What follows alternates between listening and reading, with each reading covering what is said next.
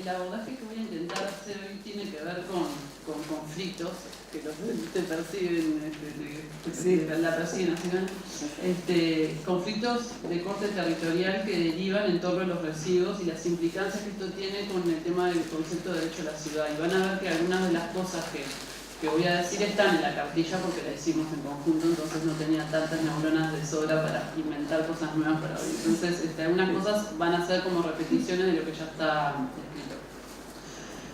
Me gustaría para eso que partamos de una conceptualización del espacio urbano en tanto producto, en tanto construcción social y política de varios actores implicados en el tema. Como dice por ahí en la cartilla, el espacio urbano no es neutro ni homogéneo, es un cuerpo político que se construye en función de distintos intereses, algunos en conflicto y otros en consonancia. Por tanto, en muchos casos se producen enfrentamientos por apropiación, enfrentamientos por uso dentro del mismo espacio. Esta frase de Mike Davis, que no está en la cartilla, es interesante porque en realidad nosotros podemos defender o mirar desde distintos ángulos a ese espacio, pero en lo que nos concierne a hoy vamos a tratar de tener una mirada que toma en cuenta a los expulsados, que toma en cuenta a los marginados de estos procesos de planificación que muchos de nosotros arquitectos somos parte de esto, ¿no? Esos marginados de estos procesos de producción de espacio muchas veces son como nómades, como personas que están en constante mudanza y movimiento. Tiene que ver con esto que planteaba Silvana de los realojos, ¿no? De cómo se realojan una vez y se vuelven a autorrealojar a otros lugares porque les queda no adecuado, digamos, las nuevas políticas, la vieja historia de hace miles de años, aquel primer realojo de un clasificador que vendió la casa y porque el caballo no le entraba, esas cosas. Por suerte se ha cambiado eso, hay otra mirada de las políticas institucionales, pero sigue siendo un gran desafío entender cómo trabajar con esta población. Entonces, desde esta mirada territorial, nosotros entendemos que hay las distintas intervenciones públicas que se dirigen a gestionar los residuos, las podemos ver como dispositivos que se producen para regular y normalizar la relación que tenemos como ciudadanos con nuestros desechos. Para ejemplificar esto, les quería hablar, y en especial a Caio, que estaba con mucha preocupación, que compartimos varios de nosotros, sobre el devenir de la tarea de clasificación, lo que ha pasado, lo que pasó hace muchos años en una ciudad como París en su periodo de modernidad, que fue finales del siglo XIX. En esa época había un intendente que se llamaba Puvel, Monsieur Puvel, que en 1883 promulgó un decreto que normatizaba la manera como históricamente el ciudadano parisino se había desechado sus residuos. Antes los tiraban a la calle, pasaba un chiffonier, un clasificador francés, y se ocupaba de toda la separación y la clasificación. Puvel dijo que no, que ahora había que tirarlos en determinados recipientes, estaba totalmente normatizado con medidas, todo, y ese recipiente tenía que estar dentro de la casa y sacarse a la calle solo antes de que pasara el camión. Esta normativa venía asociada a otra, que no solo obligaba a disponer a los residuos de una forma particular, sino que también consideraba ilegal que cualquiera pudiera agarrarlos, ya que los mismos pasaban a pertenecer automáticamente al empresario que los recogía con un contrato previo. Esto generó, como se imaginan, que los chifonieros clasificadores de la época, que se estimaban en unos 7.500, pero como también decía Caio, ellos mismos decían que eran 40.000 porque también era un trabajo familiar, entonces siempre cuadruplicaban las cifras aproximadamente, se organizaban en un sindicato para reivindicar sus derechos y la pérdida de sus ganancias. Monsieur Potin, que vamos a decir que era el Caio de la época en París, le dijo a la comisión parlamentaria que pasaron de ganar 2 francos por día a ganar menos de 1 franco, o sea, la mitad de sus ingresos se vieron recortados. Y algo interesante que dijo Potin fue que la industria del reciclaje había perdido la mitad de sus ganancias también. Ellos se pensaban y tenían un discurso en cuanto a eslabón de la industria, entonces le decían al Parlamento parisino, miren que con este nuevo sistema la industria también está perdiendo. El reglamento de este señor Poubelle, que para los que no saben, hasta el día de hoy los basureritos en Francia se llaman Poubelle. Adquirió el nombre, el lenguaje, la nomenclatura de la poubelle, hay que sacarla una vez por semana. Este reglamento de Poubelle representa un dispositivo normativo y material de quiebre, un quiebre que garantizó, digamos, o produjo el avenir de la mayoría de los sistemas de gestión de residuos que se ven en las ciudades hasta el día de hoy. Esta gestión moderna de tratamiento de residuos encuentra sus primicias, sus orígenes en este reglamento de fines del siglo XIX. Hoy día la mayor cantidad de ciudades en desarrollo, entre comillas, se encuentran frente a esta misma problemática de dejar hacer al empresario, remunerarlo por la recogida y disposición final, o trabajar con las dinámicas asociadas al sector informal, al sector espontáneo, que viene haciendo la misma tarea de forma benévola o benéfica, ¿no? También recolecta, pero además recicla y recupera, pero nadie le paga. La crisis para estos chifoniers, estos clasificadores, como consecuencia del reglamento de aquel intendente Poubelle, no fue solamente económica, sino también territorial. Para modernizar el sistema de recolección y privatizar el servicio al servicio del lucro de las nuevas empresas, ellos empezaron a ser desplazados no solamente de sus viviendas por razones de especulación del suelo, porque bueno, empezó a ser muy caro vivir en el centro de París, sino también de sus territorios de trabajo. La ciudad entera, particularmente ahí donde encontramos la mayor cantidad de residuos recuperables, o sea, las zonas más ricas de lo que era París en ese entonces, le empezaron a pertenecer a la empresa que firmó el contrato de recolección y de disposición. De este modo, los sistemas de gestión de desechos se constituyen como dispositivos que normalizan las conductas de la población en relación a sus residuos, pero también reconfiguran el espacio urbano y los vínculos ciudadanos, que reorganizan el entramado de las relaciones económicas que vinculan en forma desigual a las empresas y a los clasificadores. Esos tres mapitas ahí que veíamos, tenemos ganas de elaborarlos para Montevideo. A mí me fue fácil hacerlo porque eran archivos históricos y había que ir a una biblioteca y mirar los archivos y mapearlos, pero esto es un proceso que está sucediendo en Montevideo, entonces sería interesante ver hacia dónde se están moviendo los clasificadores producto de estas políticas que mencionaba acá. ¿Cómo podemos intentar generar una lectura territorial de las prácticas de reciclaje en Montevideo? Bueno, he hecho un intento de mapear y graficar esto porque me parece sumamente importante para entender el carácter dispersivo que tiene esta actividad. La concepción del espacio de reciclado en Montevideo se construye en gran medida a partir de los recorridos urbanos que el clasificador realiza o realizaba por la ciudad, donde se tiene que proveer de materiales para recuperar y donde el centro básico de esa tarea es la vivienda.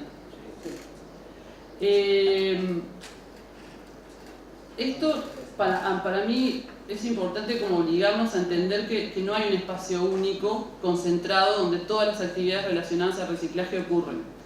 Es importante eso porque la semana pasada en el Congreso de Antropólogos, un antropólogo decía que tenemos tendencia a taylorizar las prácticas, a pensar en términos fordistas de una gran fábrica donde están todos adentro produciendo y qué sé yo. Entonces, ahora nos quejamos de unos 128, pero en realidad queremos que haya 5.000 y siempre queremos que estén todos juntos en un espacio. Y en realidad la actividad de reciclaje es profundamente dispersiva territorialmente hablando. Según los estudios que hemos consultado, la amplia mayoría de los clasificadores hace la actividad en su propia vivienda, como decía Silvana, lo cual genera miles de problemáticas, pero es como se hace. Estos concentran las tareas de clasificado y acondicionamiento y también todos los derivados, ¿no? Cría de animales, caballerizas, tenencia de carros, etc. Y históricamente esta vivienda está relacionada al asentamiento irregular, porque este tipo de prácticas es muy complicado, casi imposible que las podamos tener acá en el 18 de julio y Tacuarembó. No se puede, tienen que estar en ciertas zonas donde hay áreas de impunidad, como decimos en arquitectura. En la mayoría de los casos la recolección se realiza, como saben, recorriendo las calles de la ciudad. Muchos clasificadores tienen o tenían sus proveedores fijos, los llamados clientes. Hay un estudio hecho hace muchos años ya por alguien que está sentado ahí en el fondo, que estimaba más o menos como 17.500 clientes en el 2003 para aproximadamente 5.177 clasificadores, lo cual es una cifra bastante importante, eran clientes fijos que le proveían de material permanentemente. Y estos materiales recuperados, que bueno, se recolectan y se clasifican, se comercializan también en depósitos barriales que luego venden a otros depósitos y que luego venden a la industria. Y la industria también es dispersa, no hay un señor multimillonario que recicle todos los materiales, hay 20, 30 empresas grandes que de ahí para abajo empiezan a armar una pirámide que también está dispersa en el territorio. Sí. En suma, si nos imaginamos que todas estas capas se van asociando, todo esto mueve una industria de reciclaje que dice por ahí el país, yo no sé, son cifras que son bastante complicadas de verificar, pero hablan de cerca de 150 millones de dólares, que me pareció re interesante que hay un estudio del 2013 que hizo una estudiante que estaba financiada por una compañía que quería hacer un incinerador en Montevideo, que la Intendencia invierte en el proceso de gestión de residuos, recolección y disposición final 100 millones de dólares. Entonces yo pensaba, ¿no? si el reciclaje fuera público, fuera del Estado, en realidad tendríamos costo cero, o capaz que hasta alguna ganancia, o capaz que la ganancia esa se reparte entre las malas condiciones de los que trabajan en la cadena de reciclado, pero los costos de la industria y los costos se parecen mucho, solo que uno corre completamente por lógica de libre mercado y otro por el Estado. ¿Y qué produce todo esto, digamos, en términos territoriales? Pues yo creo que produce el reciclaje de forma dispersa e informal, como está hasta ahora, tiene muchos problemas, pero en términos espaciales y de urbanidad, tejen vínculos entre distintas clases sociales, entre distintas zonas de la ciudad que de otra forma no se encontrarían, ya que la circulación de los clasificadores por la ciudad, al igual que pasa con cualquier persona, con cualquier habitante, aumenta esas chances de vínculos sociales, especialmente por las oportunidades que esto les genera para mejorar sus ingresos. Las sorpresas que decía acá, no se genera sorpresas, puede estar por ahí, que alguien me dé algo que no esperaba, qué sé yo. Así el espacio está lleno de oportunidades, de personas, de objetos que tienen que estar constantemente en construcción. Ese espacio social o ese lugar, si lo vemos a la escala de un barrio, ese era el recorrido que hacía o hace Yanicela, la cooperativa Juan Cacharpa, que incluía vecinos, colegios, empresas, cooperativas de vivienda que le daban el material, lo vendían a varios depósitos que había en el barrio, en el mismo barrio, muchos depósitos, los asentamientos donde ellos vivían. Entonces a una microescala barrial podemos ver que como unos núcleos, unos vínculos que se empiezan a dar a partir de ese residuo como excusa, ¿no?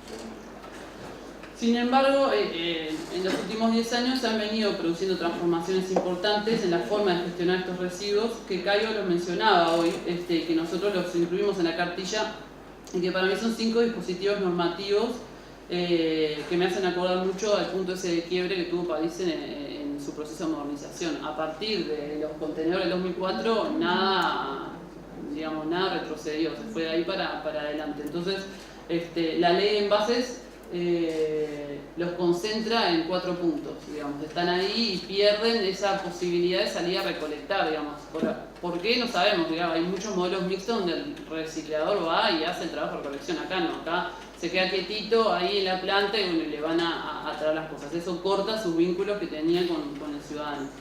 Los levantes especiales, que para mí esa es a mí personalmente es la que me duele más cuando la pienso, es que toda la posibilidad que tenían de recolectar cosas especiales e únicas a través de ese sistema de clientelismo histórico, ¿no? Que hay una confianza histórica entre un vecino de Pocitos y un clasificador que vive en la curva Maroñas, que de otra forma no tenían manera de encontrarse, se corta por esta normativa de levantes especiales, donde los residuos ahora tienen que ser recogidos por entidades recolectoras formales, que además hay que pagarles. Entonces mi hermana ahora está gestionando un bar en Ciudad Vieja y estaba furiosa el otro día porque me dice: antes había un carro a caballo que venía y se llevaba todo, ahora tengo que pagar para que venga esta empresa a llevárselo, y si la bolsa no es de tantos gramajes, me la deja tirada. Entonces estaba furiosa porque el sistema de formalización no le servía ni a ella ni al clasificador, al único que le servía era el nuevo empresario que se dedica a este nuevo rubro que antes no existía.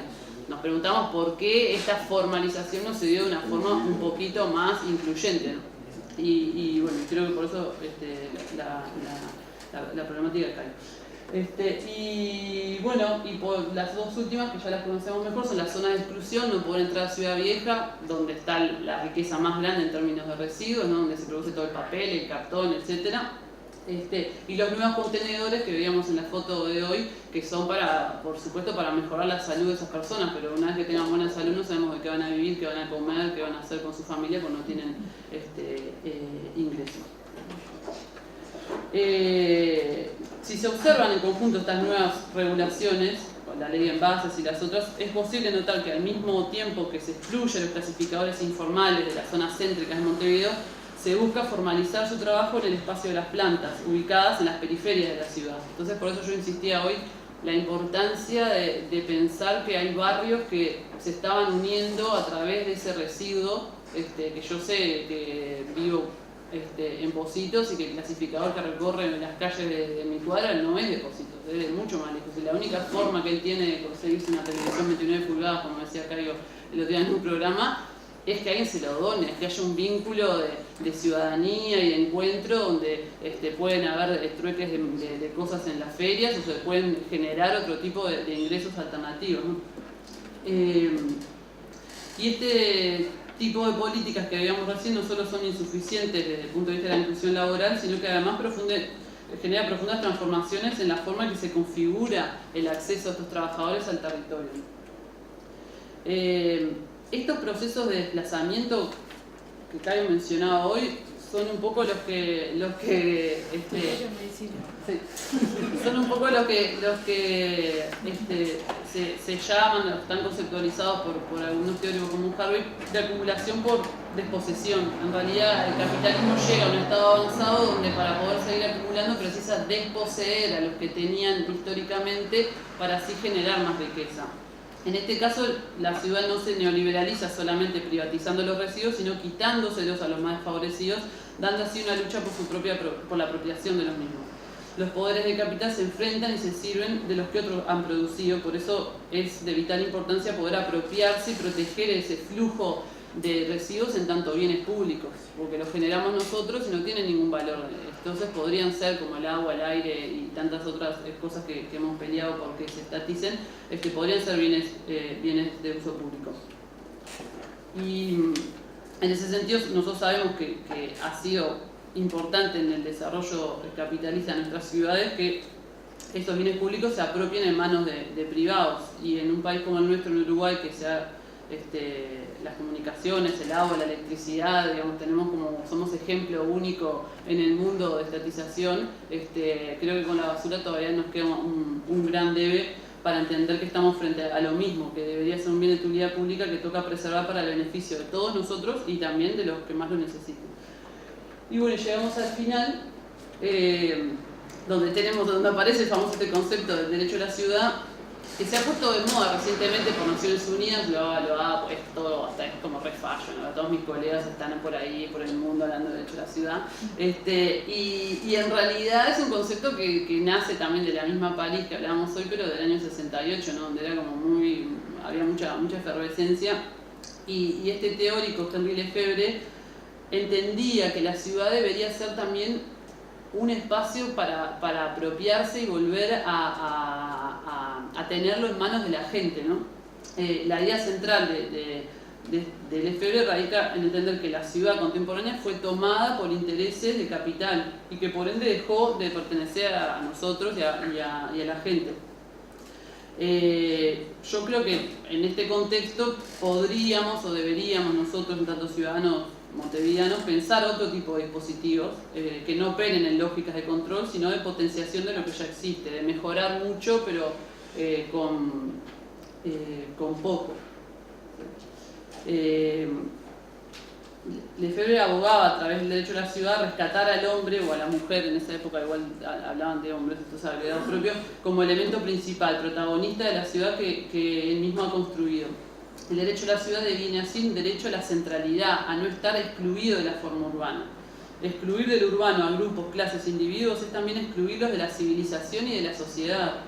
Es también, para nosotros, poder imaginarnos otras realidades posibles ahí mismo donde hoy se acumula el residuo, poder generar nuevas situaciones y nuevos dispositivos de potenciación.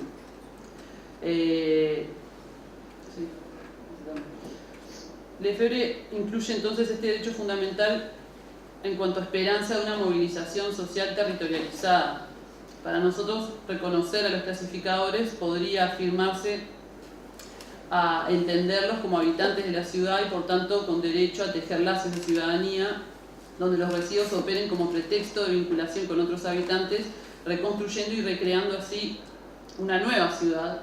Eso también es importante. El derecho a la ciudad no es a la ciudad que tenemos hoy, sino a una nueva ciudad que tenemos que construir como un cuerpo político diferente al existente.